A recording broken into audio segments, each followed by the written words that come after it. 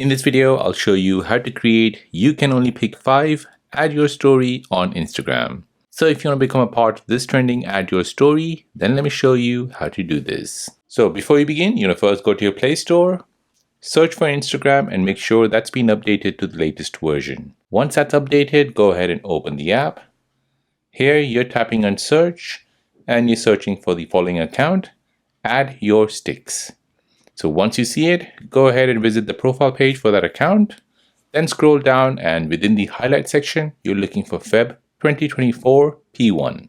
Tap on it and now browse through these trending Add Your Story until you find the one that you're looking for. And there it is. So to use this, go ahead and tap on Add Yours.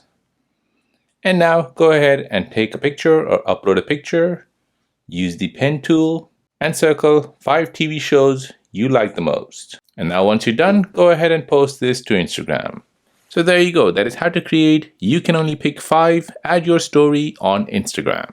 Now, if you're new on the channel and you want to find out more about your iPhone, your Android phone, or any other social media apps, then don't forget to subscribe to this channel. Hit the like button if you find this video useful. Thank you for watching and see you in the next one.